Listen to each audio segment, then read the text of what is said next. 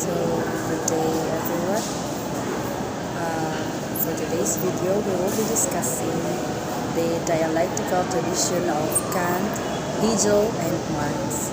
So first, I will be introducing myself.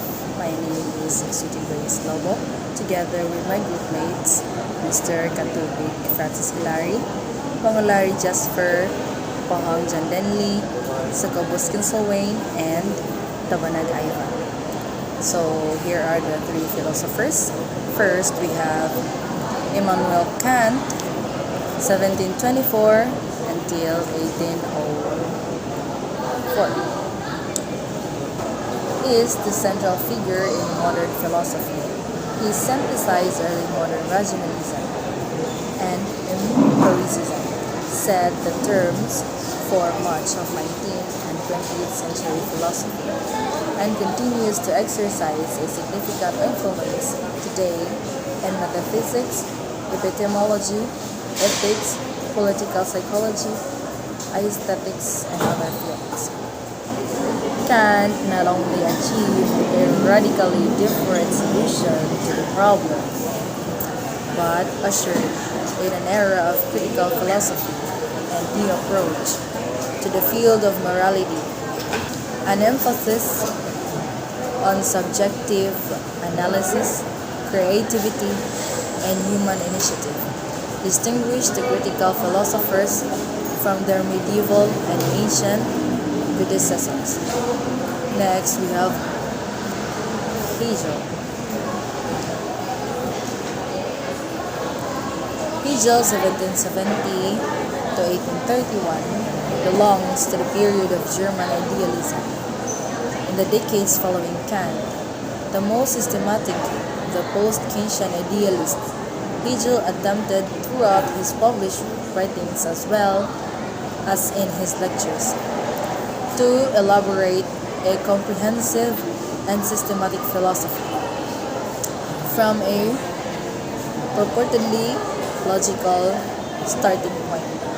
He is perhaps most well known for his theological account of history, an account that was later taken over by Marx and inverted into a materialist theory of an historical development culminating in communism.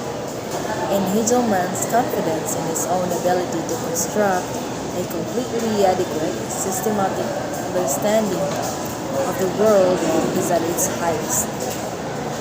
In the quest for a system that would rationally explain the absolute of the world, the nature of history, and the role of the spirit, Hegel elaborated an intellectual structure that brought not only serious followers but also dedicated opponents. Lastly, we have Karl Marx. Karl Marx, 1818 to 1883, is often treated as a revolutionary and activist rather than a philosopher. His works, inspired by the foundation of many communist regimes in the 20th century, it is certainly hard to find many thinkers who can be said to have good comparable influence in the creation of the modern world. However, Marx was trained as a philosopher, and although often portrayed as moving away from philosophy in his mid-20s, perhaps towards history and the social sciences, there are many points of contact with modern philosophical debates throughout his writings. In our second perspective, we move from the reasonable world of the Greeks and the God-centered world of the medieval Christians to the subjective moral philosophy developed by Immanuel Kant, Hegel, and Karl Marx. The philosophies of Kant, Hegel, and Marx reflect in the brilliant accomplishments of man in the world of science and technology. At the same, the man using superb techniques in remarking his world.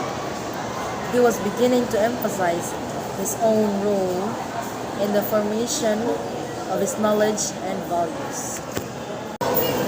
The Greek and Christian philosophers considered man's main task to be discovering the structure and law that was already present in the world. The human mind was seen essentially as an instrument for copying the world in knowledge. This subjective tendency was changed to a subjective one by the critical philosophers. Thus, Kant spoke of the moral law as being within man. To all three of these philosophers, Immanuel Kant, George Wilhelm Friedrich Hegel, and Karl Marx, the dignity and autonomy of the individual person was the paramount importance. In his famous ethical treatise, Critique of Practical Reason, 1788, Kant viewed the will of the human person as completely autonomous and the value of the person as supreme. We are instructed to treat humanity always as an end in itself, and we are warned against using other persons merely as means to an end. In addition to such democratic themes and values, the dignity of the human person and the inalienable possession of freedom by human beings, Kant morality also has a distinctively Christian component. The existence of God and postulated as necessary for the moral government of the world.